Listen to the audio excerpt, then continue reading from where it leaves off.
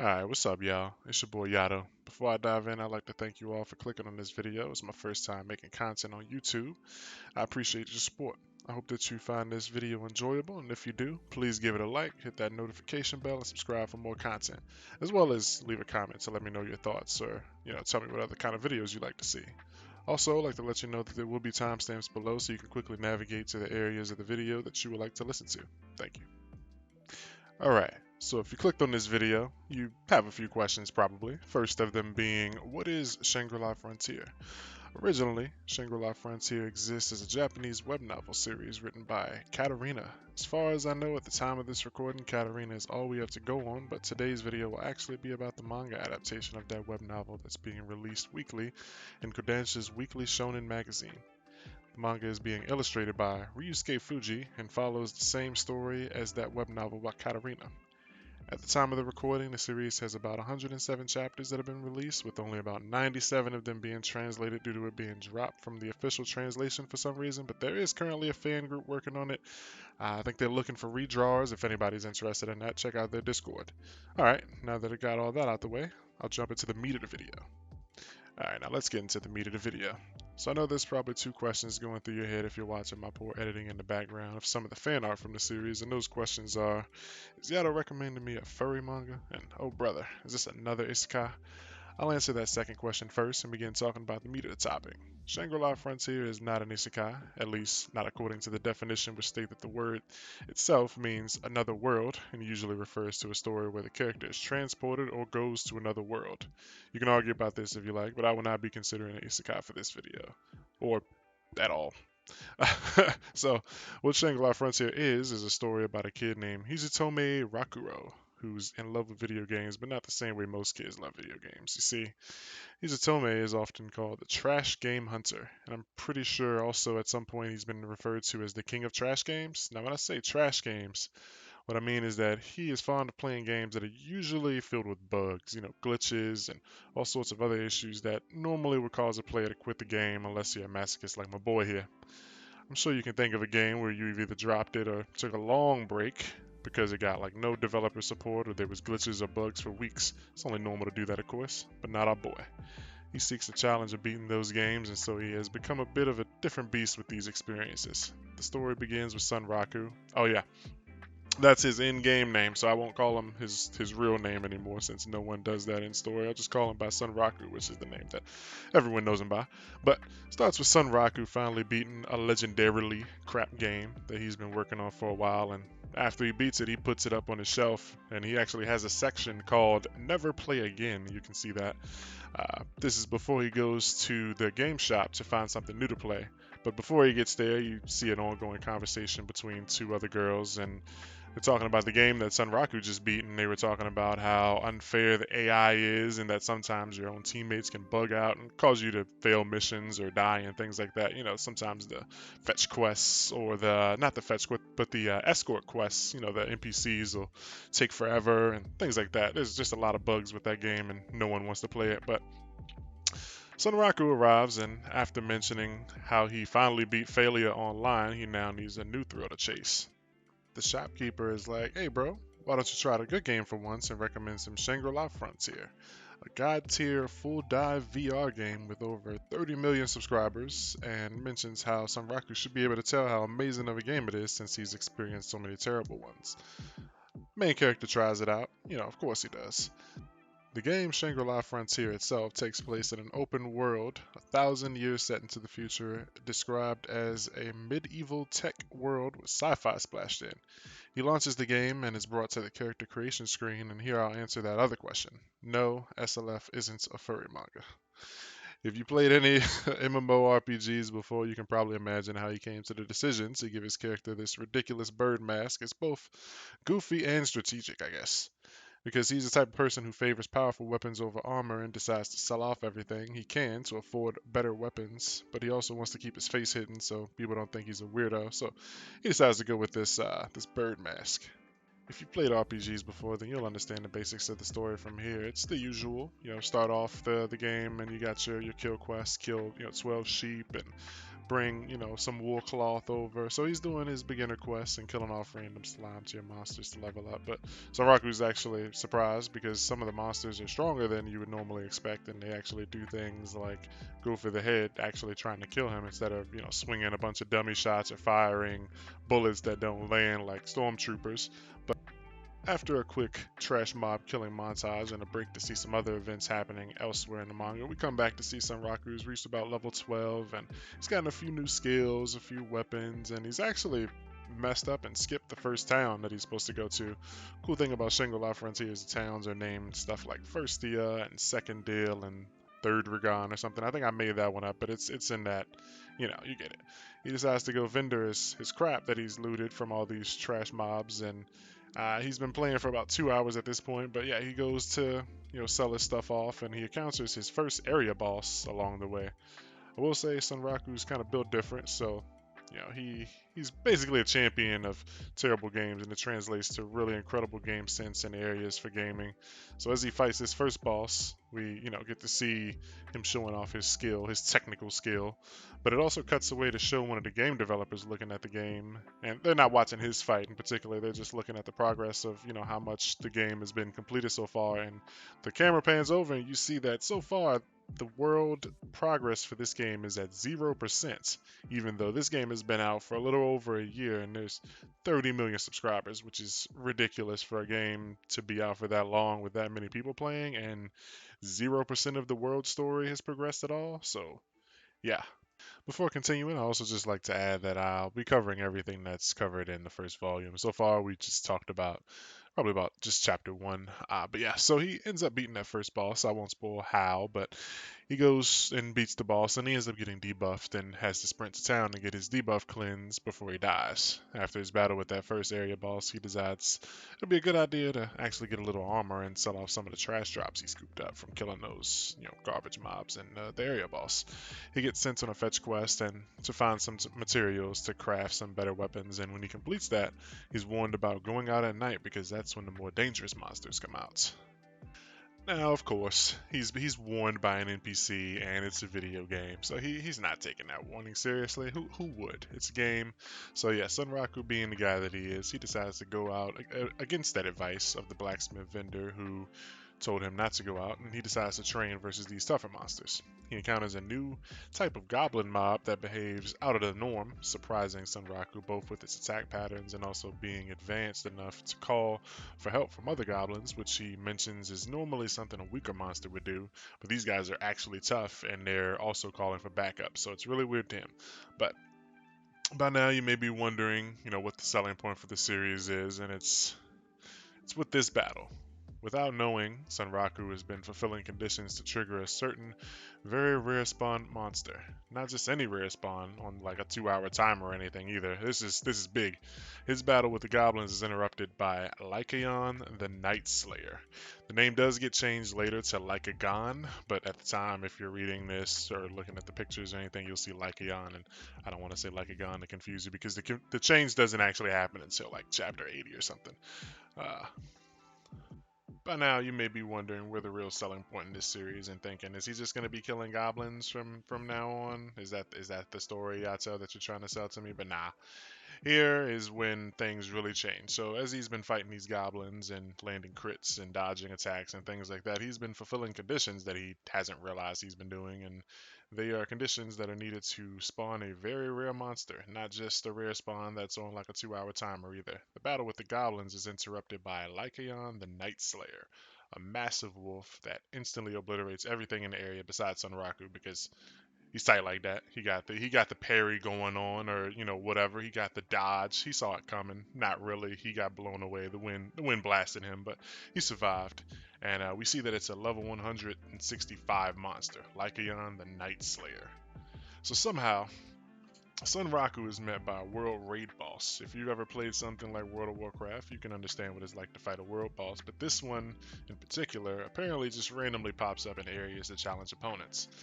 During the battle, the POV changes to some other adventurers who are met by a massive player wearing knight-like armor who's also looking for Sunraku. He doesn't realize this at the time. When the knight leaves, the other players comments on the symbol that's on his knight's back. being the crest of a guild called Swartzer Wolf, a guild that actually formed and dedicated itself to hunting down Lycaon the Night Slayer, which Sunraku is currently engaged with. It's at this time that we also learn that Lycaon is one of 7 other larger than life tier world bosses in the world of Shangri-La, and guilds have been formed to take down many of them, but at this time only about 4 of them are known, with others being a mystery. One thing's for sure, none of them have ever been defeated before. We shift back to Sunraku and his battle, and I won't actually go over the details of how it goes, but in the end, our boy Sunraku does end up cursed, and this curse has many negatives that go along with it. And these are not temporary curses. This isn't something he's gonna. This isn't a 10-minute debuff or an hour debuff. This is actually something permanent. So he's stuck with this curse until he gets it cleansed by either a saint or by defeating Lycaon, which is a lot stronger than him, but. Some of the curse details are that he actually can no longer wear armor, equip armor at all on the areas of his body that have the curse mark on it, such as his chest, his arms, his legs, and feet, and things like that. So he can wear armor, and also the curse also scares lower level monsters that are lower level than him. So he can't farm lower level NPCs anymore. He actually has to take challenging fights and fight monsters that are higher level than him, which ends up making it a little bit difficult to farm XP and level up since he can't beat up on low level monsters anymore. He now has to take challenging fights if he wants to get experience and gear and loot and things like that. The curse also does unlock special dialogue for NPCs that prior to having this curse he wouldn't have had access to, so it is pretty cool. He does get some benefits. And I guess in a way, when you're playing a game and you're running through a field of trash mobs, sometimes you don't want those guys attacking you. So the curse does actually help out in some cases, kind of like a repel if you play Pokemon and you run into a cave and it's like, bro, stop with all these Geodudes, something like that. So the curse helps, but it also hurts him in a way. I won't spoil exactly what happens in the next chapter and a half or so. The next few pages, there's an event in game that happens that doesn't normally happen for people, so I won't tell you about that. I'll let you see, but I'll go over the last bit of the volume and then give my closing thoughts to finish this out. After that fight with Lycaon and the events that immediately follow it, there are a few times where we see people start to learn about Sunraku and his feats in game, since it's a game where other players are trying to be number one. RMC, in a way, kind of sort of starts a bit of an information scramble or information war. Like I said, no one has ever beaten Lycaon or any other Colossi for that matter, but everyone wants to. And I can tell you that so far, these are some very tough battles. It feels like the author is a fan of games like Dark Souls and other really complicated, difficult boss fight games. But back to the story. Sunraku remembers he was supposed to be meeting up with one of his homeboys in another game, and so he joins up and chats with the guy in another game, and this dude's actually a pro gamer himself. Different from Sunraku, because Sunraku isn't actually a pro gamer. He's just a guy who's really good, but as far if my memory doesn't betray me here, he hasn't actually done any like pro gaming competitions. But the guy he meets up with is an actual pro gamer, and they spar for a while in this other game. And then Sunraku ends up, chatting with this guy, shooting the crap, and he sells him on Shangri-La Frontier, telling him like, "Yo, I can't stop playing this game. I know normally I play these trash games, but I met this Lycaon thing and kind of fell in love, and I can't stop playing until I take it down. Like, I'm literally not going to stop playing this game until I take down Lycaon." The guy gets shields and he's like, "All right, bro, I'm in there." He joins the game too, and then he ends up sending an email to another one of their friends who isn't shown yet in the story, and it doesn't look like Sunraku is aware of this because the person sees the text and they're like, "Okay, Sunraku joined this world. It's time to get it popping. About to meet these fools up, and it's going down." And so that's where volume one ends. So that's the bulk of the conversation. Personally, I've been caught up with Shangri-La Frontier for over a year, and I think I've been caught up ever since it was around like 30 or so chapters. I've loved it ever since. You may be wondering, where's the stakes since this is a video game? And I will admit, yes, the stakes aren't as dire as they are in a world like Sword Art Online, where death in a game means death in real life. But there are some stakes, and I won't go too deep into it and spoil it. I'll say there are some things that haven't been explored yet in the world of Shangri-La Frontier, including the fact that when NPCs die, they're gone forever.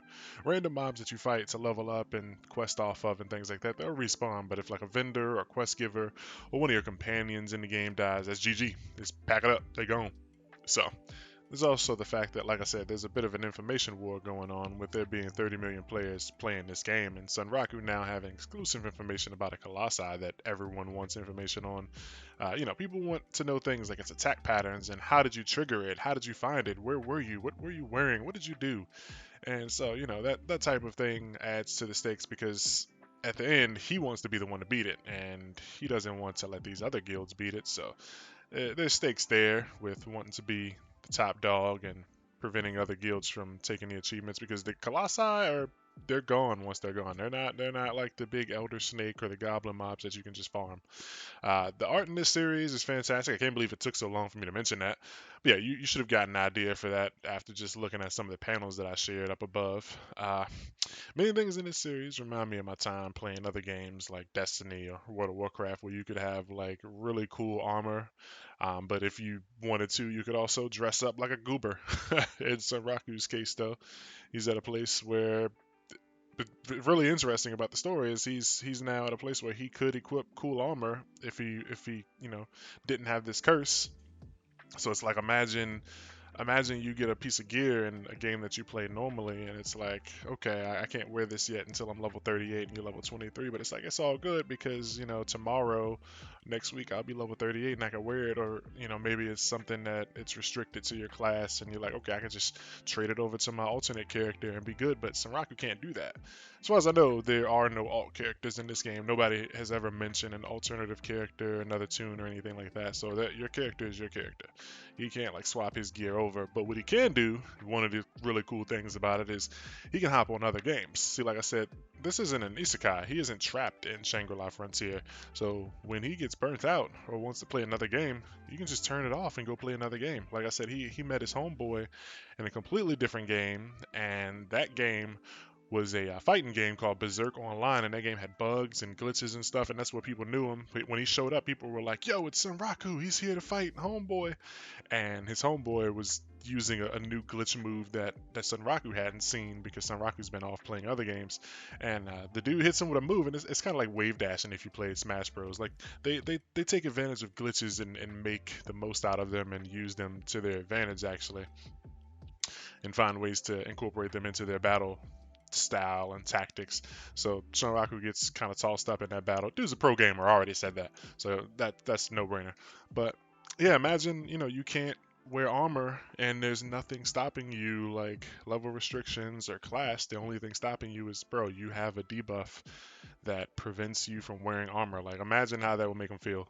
So there are times where he will just log off to go play like a mech game, or a Street Fighter game, or a sword fighting game, or FPS and stuff like that. And we spend a few chapters in those arcs, so it's pretty cool. It's not all Shangri-La Frontier, and it's not all, oh my God, the world isn't ending if he loses. Although you can imagine in a game, a living game, when stuff like these colossi are defeated, you want to be the guy. So yeah, that's it with Shangri-La Frontier. Alright, so that brings us to the end of the video. I hope you enjoyed my first video, and if you did stick around this long to hear this, then you're a true champion and I love you all. Make sure you slap a like and sub and be on the lookout for more. Hit that bell notification button. I wasn't really sure how I would structure this video initially. I kind of thought I would just come in and recommend it, but it kind of became more of a review. Personally, like I said, I've already read all the chapters that are out, so I'm caught up. But hopefully this will make you want to check out the series, and hopefully you listen to this, in the car while you're driving or doing something, like washing the dishes, because that's how I use YouTube really when I'm doing stuff like washing dishes. But anyway, make sure you follow me on Twitter at Yato Plays, and maybe consider following my Twitch, which has the same name, at Yato Plays with a Z. I'll drop all my links down in the description below. And also, shout out to all my homies, man, from the former Project Manga server Discord. Big Knox, Big Snooty, and all the folks in the various manga chats that I'm in on Twitter, Facebook. Shout out to Duck Brigade, they're my boys, my IRL homies that I play Xbox and stuff with. Two Facebook groups that I'm in a moderator in, Black Anime Nerds and Village of Black Nerds. I got a lot of love in all those spaces, man, and I really wanted to make sure I return that love for my first video. So, appreciate you guys for watching. Thank you so much. Have a good one.